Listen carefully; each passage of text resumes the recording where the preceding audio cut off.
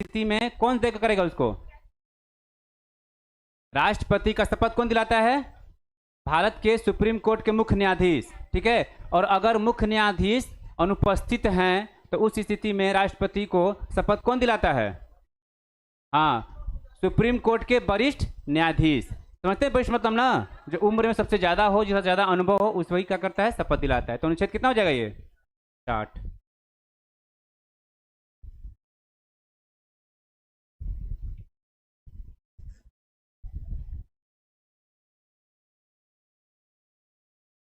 अगला क्वेश्चन, राष्ट्रपति द्वारा जारी अध्यादेश को संसद सत्र शुरू होने पर कितने दिन के भीतर या अंदर स्वीकृति देना आवश्यक होता है? कितने दिन पहले? 6 सप्ताह। यहाँ पर दो चीजें ध्यान दीजिएगा, ठीक है। जब पहले बताइए कि राष्ट्रपति द्वारा अध्यादेश किस अनुच्छेद के तहत जारी किया जाता है? 123 के तहत। पहला पॉइंट याद रखिएगा, 123 के तहत राष्ट्रपति जो होता है अध्यादेश जारी करता है।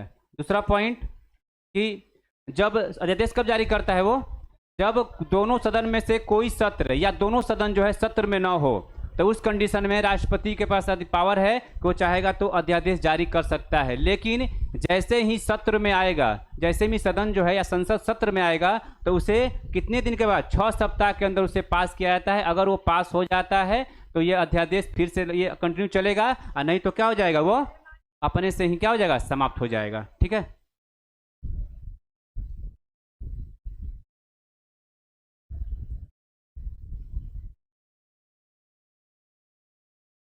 पांचवा क्वेश्चन,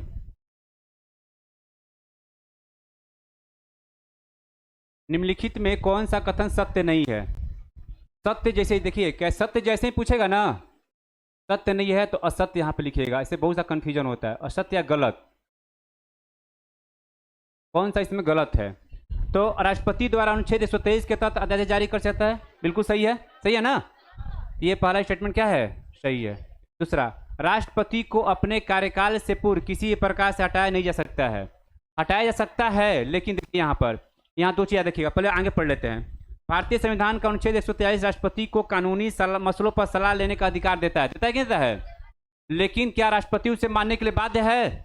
नहीं, सलाह ले सकता है। अनुच्छेद 143 के तहत सलाह ले सकता है, लेकिन उस सलाह को मानने के लिए बाध्य नहीं है, ठीक है। तो ये सही है। डी आते हैं, पद पर रहते हुए राष्ट्रपति के खिलाफ गिरफ्तारी वारंट जारी नहीं किया सकता है। सही है कि गलत है? सही है, ये भी सही है, ये भी सही है। तो गलत कौन हुआ? ये। यहाँ पर तो टेक्निकल चीजें गड़बड़ है, यहाँ पे कुछ और भी महाभियोग या कुछ लिखना चाहिए था, ठीक है। लेकिन यहाँ पर तीनों सही है, तो इसको गलत मान लीजिए, ठीक है। तो आंसर कौन हो जाएगा इसका? बी।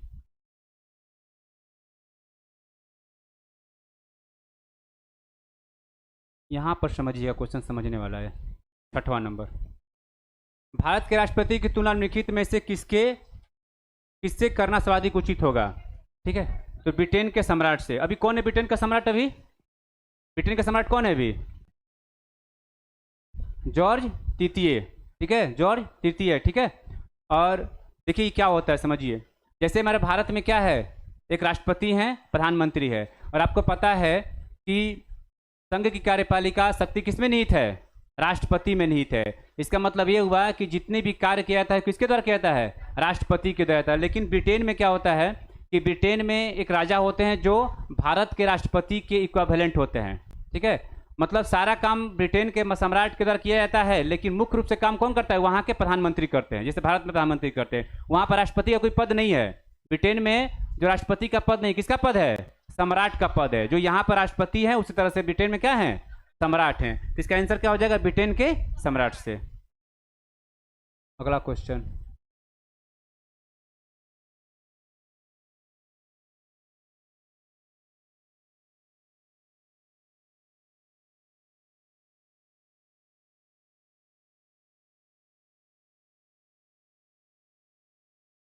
यही है ना?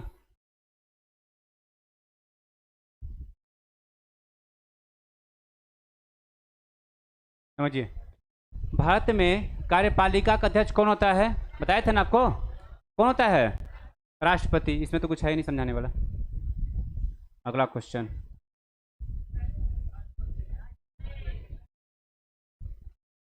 ये बताइए कौन सा अनुच्छेद के तहत? अनुच्छेद अनुच्छेद 52 क्या कहता है? भारत का क्या होगा? एक राष्ट्रपति होगा। लेकिन 53 क्या कहता है कि संघ की कार्यपालिका शक्ति किसमें निहित है? राष्ट्रपति में। इसका मतलब क्या होता है? इसका मतलब हुआ कि अगर मान लीजिए भारत जो है किसी दूसरे देशों से अगर कोई अस्त्र खरीदता है, शस्त्र खरीदता है, कोई परमाणु चीज खरीदता है, या कोई भी डील होता है किसी दूसरे देश से, तो वो कौन करेगा? उस पर सिग्नेचर किसका रहेगा? राष्ट्रपति का। लेकिन वास्तविक काम कौन करेगा? प्रधानमंत्री करेगा। लेकिन वो किसके नाम से होगा? राष्ट्रपति के नाम से होगा। ठीक है, तो वही कह रहा है कि संघ की कार्यपालिका शक्ति किसमें निहित होती है? राष्ट्रपति में। ये तो अनुच्छेद ही है 53 ना। भारत का राष्ट्रपति, यहां समझिएगा, यहां से एक क्वेश्चन बनता है एग्जाम के पॉइंट ऑफ व्यू से। देखिए, भारत का राष्ट्रपति है, राज्य का प्रधान नहीं होता है, केवल सरकार का प्रधान है और राज्य सरकार दोनों के प्रधान है। इसका आंसर क्या होगा? ए नंबर। सुनिए ध्यान से, समझिए यहां से क्वेश्चन क्या पूछता है एग्जाम में। देखिए, जो राज्य मतलब देश, यहां पर राज्य का मतलब क्या हो रहा है? देश। देश का प्रधान कौन होगा? राष्ट्रपति। राष्ट्रपति के बाद पहला प्रथम नागरिक कौन होता है? राष्ट्रपति। प्रथम नागरिक राष्ट्रपति। राष्ट्र की एकता और अखंडता को कायम कौन रखता है? राष्ट्रपति। लेकिन जगह सरकार का बोलेगा, सरकार का हेड होता है प्रधानमंत्री। ये क्वेश्चन को आप नोट में लिख लीजिए। राज्य सरकार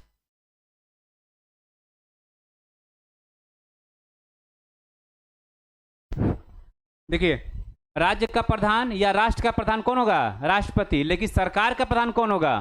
प्रधानमंत्री। ठीक है, इसको लिख लीजिए, नोट बना के लिखिए। लिखिए, लिखा देते हैं। राष्ट्र या, लिखिए, नोट में लिखिए, नोट। देखिए, नोट में पता क्या लिखिए? क्वेश्चन नंबर 9 है ना, तो क्वेश्चन नंबर 9 लिख लीजिए। जैसे आप जब आपको डालेंगे पीडीएफ ना, तो आप उससे अनुमान लगा लीजिए कि 9 का कुछ क्या क्या पॉइंट बन सकता है ना।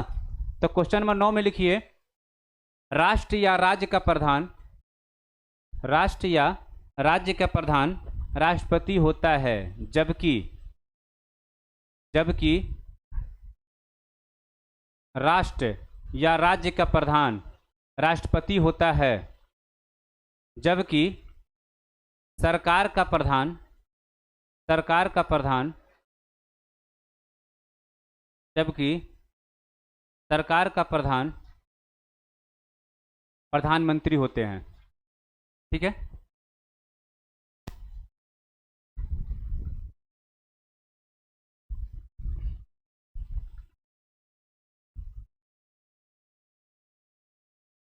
को और समझिएगा, और समझा दे इसको अच्छे से। ठीक है, समझिए, आपके एग्जाम्पल समझा देते हैं। ये आपका एक परिवार है। ठीक है, समझिए ध्यान से इसको। और परिवार में दादाजी हैं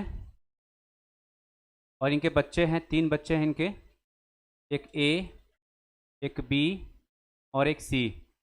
समझिए ध्यान से, आप लोग को समझा रही है कि दोबारा चीज़ अगर आए तो गलती ना हो आपसे। पूरे परिवार का बात करेंगे अगर, ये पूरा परिवार, पूरे परिवार का हेड कौन होगा? पूरे डिसीजन कौन लेंगे? दादाजी लेंगे ना। पूरे परिवार का डिसीजन कौन लेगा? तो पूरे परिवार का हेड कौन होगा? दादाजी। लेकिन अगर मान लीजिए ये इनका एक बेटा ए है, इनके घर में 2 बच्चे हैं, 2-3 बच्चे हैं, तो जो भी डिसीजन लेंगे ये लेंगे ना। अपने घर में अपने छोटे जो बच्चे हैं उनके, या अपने यहाँ पे जो हैं, ये जो है परिवार, वह परिवार जितने भी बच्चे होंगे उनका फैसला कौन करेगा? उनके पिताजी रहेंगे, माँ रहेंगे, उनके दादाजी तो नहीं करेंगे। लेकिन पूरे परिवार की अगर बात आएगा तो उसमें हेड दादाजी होंगे। लेकिन अपने परिवार की बात कीजिएगा तो कौन इसमें हेड होगा? इसके ए जो है वो क्या होंगे? हेड होंगे। मतलब अपने बच्चों का डिसीजन लेना है, बच्ची का डिसीजन लेना है, तो ये डिसीजन लेंगे। तो उसी तरह कह रहे हैं कि राष्ट्र का पूरा प्रधान बोलेगा, राष्ट्र या राज्य का प्रधान कौन होता है? तो राष्ट्रपति। लेकिन सरकार राष्ट्र के अंतर्गत आता है। सरकार जैसे मोदी सरकार है ना, मोदी सरकार है, तो क्या है? सरकार, उनका हेड कौन है? नरेंद्र मोदी हैं, मतलब प्रधानमंत्री हैं। तो उसी तरह ये क्वेश्चन बोल रहा है कि राष्ट्र का प्रधान मतलब भारत का राष्ट्रपति क्या होता है? राज्य का प्रधान होता है। लेकिन सरकार का प्रधान कौन होता है? प्रधानमंत्री। ठीक है, क्लियर हो गया? चलिए आगे बढ़ते हैं। क्वेश्चन को लिख ही लिए। 10 नंबर क्वेश्चन आइए। चलिए, ये तो इजी क्वेश्चन है। भारतीय संविधान के अनुसार देश का प्रथम नागरिक कौन होता है? राष्ट्रपति।